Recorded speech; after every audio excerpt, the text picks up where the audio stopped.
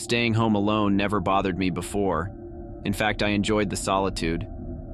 I cherished those quiet hours where I could read, watch movies, or just lie in bed listening to the rain patter against the window. But that night was different. That night, the solitude turned sinister. The storm had been raging for hours. Thunder rattled the windows, and the rain fell in torrents, as if the sky had split open. I had just settled into my favorite armchair with a cup of tea and a good book when the lights flickered. Once, twice, then died completely, plunging the house into darkness. "Great," I muttered, reaching for my phone to use its flashlight. The screen illuminated my surroundings with a pale, ghostly light. I felt a sudden, inexplicable chill. Maybe it was just the cold draft from the storm, I thought, trying to dismiss the unease that was beginning to creep over me. I stood and made my way to the kitchen, my footsteps echoing in the quiet house. The beam of my phone's light danced across the walls, casting long, distorted shadows. I found the drawer where I kept the candles and matches. Striking a match, I lit a few candles and placed them around the living room. The flickering flames cast an eerie glow, but at least it was better than complete darkness. I returned to my armchair, but the storm seemed to grow louder, angrier. The wind howled like a wounded animal, and the rain battered the windows with relentless fury. I tried to focus on my book, but my eyes kept drifting to the window, half expecting to see some dark figure standing outside. A loud bang echoed through the house, making me jump. It sounded like it came from upstairs. I told myself it was just the wind, that old houses made noises like that all the time, but my heart was pounding in my chest. "Calm down," I whispered to myself.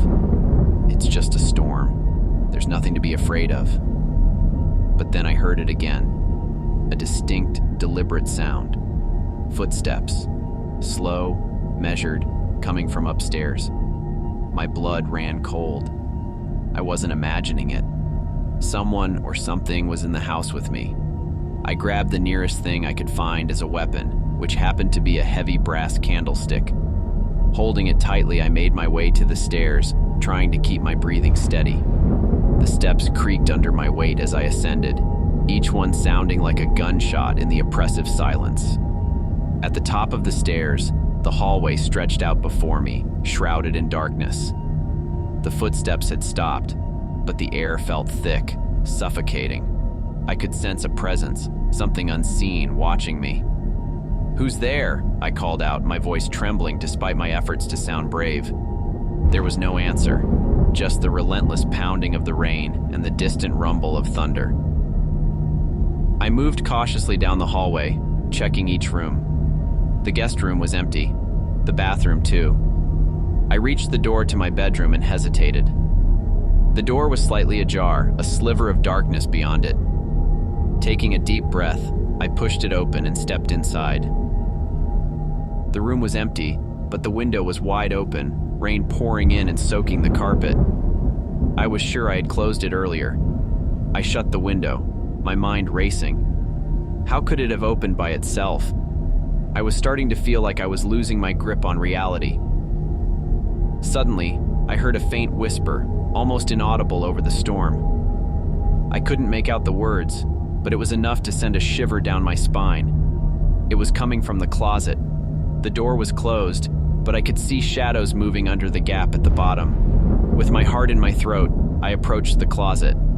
The whispering grew louder, more insistent. I reached out with a trembling hand and flung the door open. Nothing. The closet was empty. The whispering stopped abruptly, leaving an oppressive silence in its wake. I backed away, my mind racing. Was I going crazy? Was the storm playing tricks on my senses? I returned downstairs, my nerves frayed. I needed to get a grip. Maybe a strong drink would help calm me down. I went to the kitchen and poured myself a glass of whiskey, downing it in one gulp. The burn in my throat was reassuringly real. Then I heard it again. Footsteps, but this time coming from the living room. I spun around, my pulse pounding in my ears. There, in the dim light of the flickering candles, stood a figure. Tall, dark, its features obscured by shadow. "Who are you?" I demanded, my voice shaking. The figure didn't respond. It just stood there, silent and menacing. The candles flickered wildly, casting grotesque shadows on the walls. I raised the candlestick, ready to defend myself. "Get out of my house!" I shouted. The figure took a step forward, and I felt a wave of cold wash over me.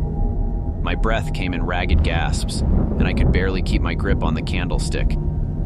The figure was closer now, and I could see its eyes, black, empty voids that seemed to swallow the light. In a panic, I swung the candlestick, but it passed through the figure as if it were made of smoke. I stumbled back, falling to the floor. The figure loomed over me, and I felt a cold, clammy hand on my shoulder. I screamed, but the sound was swallowed by the storm. Then, just as suddenly as it had appeared, the figure vanished. The candles flared and then went out, plunging me into darkness. I lay there, trembling, the rain hammering against the windows, the wind howling outside. The house was silent once more, but the presence lingered, a cold, unshakable dread. I don't remember how long I lay there before I finally found the strength to move. I scrambled to my feet and grabbed my phone, dialing the first number that came to mind. "Please," I whispered when someone answered. "Come get me. There's something in the house." I didn't wait for a response. I just grabbed my keys and ran out into the storm, not looking back. I never stayed alone in that house again. The memory of that night, of the dark figure and its hollow eyes, haunted me long after I left. And sometimes, in the dead of night, I still hear the whispers, carried on the wind, reminding me that some doors once opened can never be closed.